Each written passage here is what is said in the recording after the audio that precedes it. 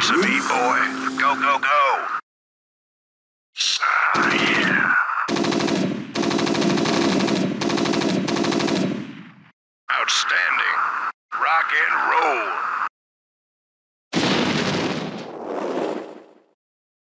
Done.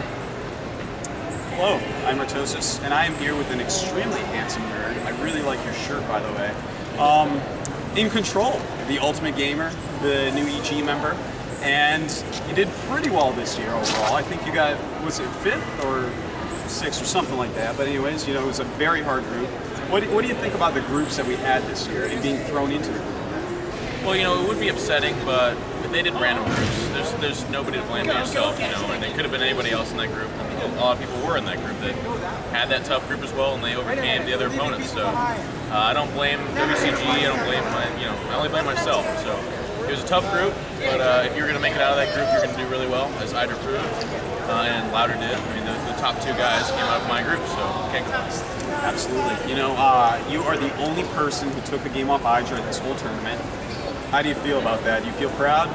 Well, it was pretty funny. My girlfriend's here, Anna, and she just kept saying, like, you're the only one to take a game off, you're the only one to take a game off. And I kept being like, yeah, let's not talk about it too much, because it was pure strategy. I mean, the kid does the same thing every game, and he wins.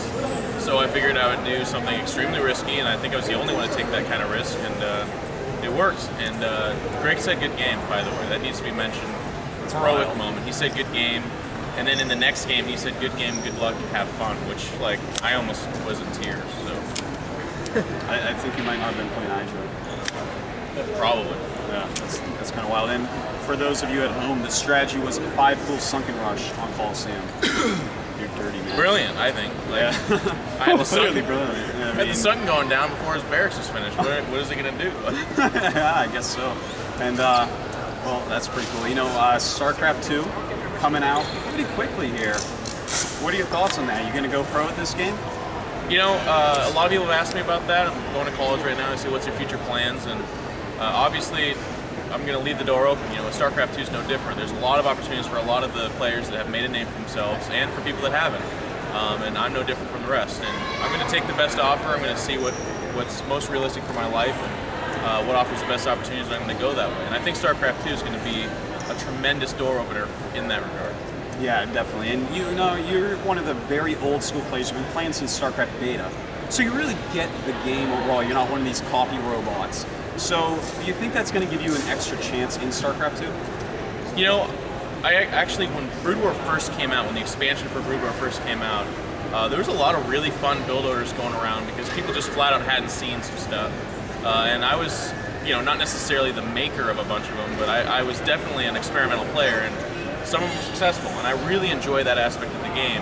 And I think it will be the same with StarCraft 2. I think a lot of the strategies and the culminations of units have not yet been found. Like, we just had Milo stacking discovered, you know, a few years ago, which completely revolutionized the game. So I expect the same kind of results with StarCraft 2, and I would love to be a part of that. Yeah, I hope you are. You're quite a personality. You know, Red. Let's talk about Red for just a moment here. Red, you know, people have been talking about it. He's going to Korea October 16th. Gonna be a pro gamer. What do you think of his chances? You know him quite well. You hang out with him a lot. You watch him play. You play versus him. What do you think about this? Red has everything it takes. He's a mechanically sound player. He's fast. He's been around the game for a very long time. He's actually intelligent. He does all the mainstream build orders, but he has variations, and he does, I mean, he just has the right counters, and that's all fine and good for a foreigner.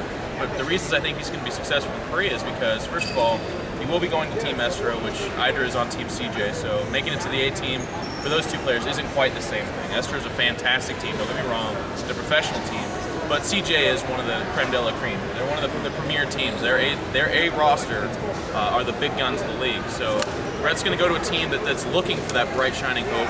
They're looking for that player that's going to bring them new life, and I think Red could be that guy, because at BlizzCon, sitting down with, what was it, $10,000, $20,000 at stake, whatever it was, thousands of dollars. Nana wanted to win that game.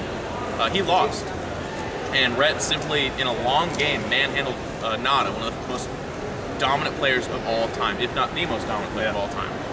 And, you know, of course, Nana's not in his prime, and we can make excuses, but the bottom line is, Brett sat down with a professional gamer from Korea and beat him in a matchup that no foreigner has done in that kind of scale ever. So that kind of stuff is what I think you can expect from Brett, especially when he's practicing with eSTRO B team members and eSTRO A team members, and they're going to realize they got a guy on their hands who, with a few tweakings and a few fixings, he could be one of the premier players for eSTRO.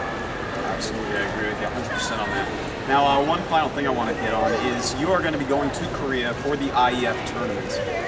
What are your thoughts on that? You know, we have a really strong Chinese lineup coming, a lot of Fnatic players, and we also have Stork, Bisu, and I heard Jaedong, as well as a bunch of top foreigners going. So what are your thoughts on that tournament? What are your goals, and what do you hope to accomplish? Well, Jaedong's in trouble because I actually have a 100% win record against him, so he's going to have to hope. I mean, if he's got a god, he can pray to it, but whatever, nothing can save him. But as far as the overall land's concerned, you know, I figured out that I actually do well every other land. Took second at Pan American Championships, won myself some money. And then at this land, I didn't do as well as I had hoped to. So Korea's in trouble because an angry Jeff's coming in and not expecting to win, which means he's going to win. So I'm thinking second, third place, maybe first. If Bisu can pull off a couple big wins, it'll be good. But I'm really confident I'm going to go in. I'm going to do my best. And I'm also going to go home and work on my mechanics. I'm tired of sitting around these young feeks coming in with better mechanics than me and laughing at myself. Like a couple years ago, you could win while playing terribly, and I think now, maybe not so much the case. Yeah, not so much. Well, thanks for the interview. Do you have any shout-outs? Yeah, you know, I'm here because of Evil Geniuses. You gotta thank them. And then I'm also standing with all my friends, so I want to thank all the people that aren't in Evil Geniuses, like Artosis, IdrA, and everybody else. It's been a great land. All right. Well, thank you.